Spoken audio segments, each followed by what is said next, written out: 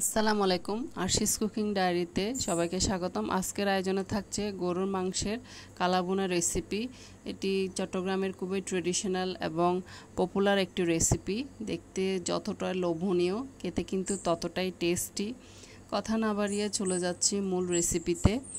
এখানে আমি 1 কেজি পরিমাণে গরুর মাংস নিয়ে নিয়েছি।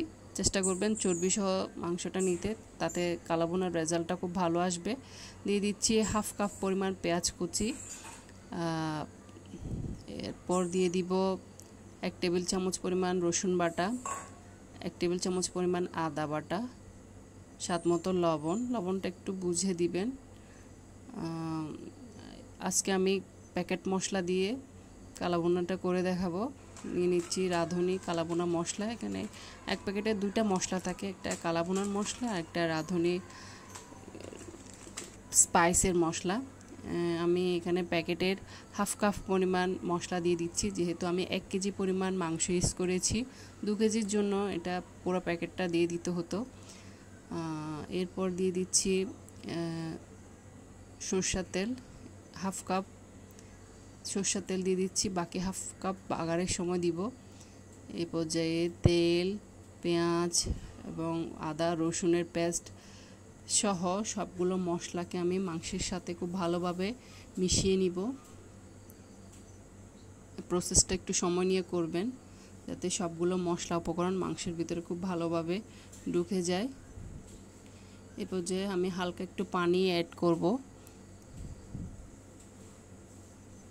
পানিটা দিয়ে আমি ঢাকনাটা লাগিয়ে দিব। ঢাকনাটা লাগিয়ে দিয়ে আমি এটা চুলায় বসিয়ে দিব। এর 5 মিনিট পর আমি ঢাকনাটা তুলে মাংসগুলোকে খুব ভালোভাবে নেড়ে নিব, যাতে মশলার সাথে খুব ভালোভাবে মাংসটা ঢুকে যায়। আবারও ঢাকনাটা লাগাই দিব। এর 10 মিনিট পর আমি আবারও ঢাকনাটা তুলে মাংসগুলোকে খুব ভালোভাবে নেড়ে নিব। আবারও ঢাকনাটা লাগাই দিব।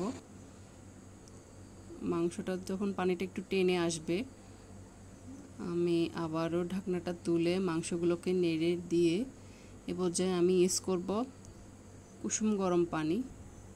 পরিমাণ মতো কুসুম গরম পানি দিব, যাতে মাংসগুলো খুব ভালোভাবে সিদ্ধ হয়, সেই হিসেবে আমি পানিটা ইউজ করব। মাংসগুলো সিদ্ধ হইতে হইতে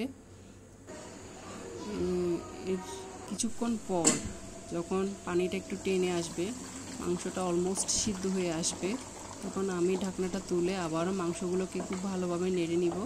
আবারও ঢাকনাটা লাগিয়ে দিব। এর একটু পর আবার আমি ঢাকনাটা তুলে আমি রাঁধুনি স্পাইস মশলাটা দিয়ে দিব, যেটা কালাভুনা মশলার সাথেই ছিল, প্যাকেটের সাথেই ছিল। এটা দিয়ে দিব, দিয়ে আবারও ভালোভাবে মাংসগুলোকে নেড়ে নিব। আবারও ঢাকনাটা লাগিয়ে দিব। এই প্রসেসটা করতে একটাই কাজ, জাস্ট ঢাকনাটা তুলবেন, একটু পরপর ঢাকনাটা তুলে মাংসগুলোকে নেড়ে দিয়ে আবারও ঢাকনাটা লাগিয়ে দিবেন। এইভাবে করতে করতে কালাভুনাটা করা হয়। পর্যায়ে আমি বাগারের জন্য চুলা একটা ফ্রাই প্যানে তেল, সরষের তেল হাফ কাপ, শুকনো মরিচ 4টা এবং রসুন দিয়ে বাগার দিয়ে দিব। এই পর্যায়ে আমি কিছু মাংস নিয়ে এর মধ্যে তেলের মধ্যে দিয়ে দিব।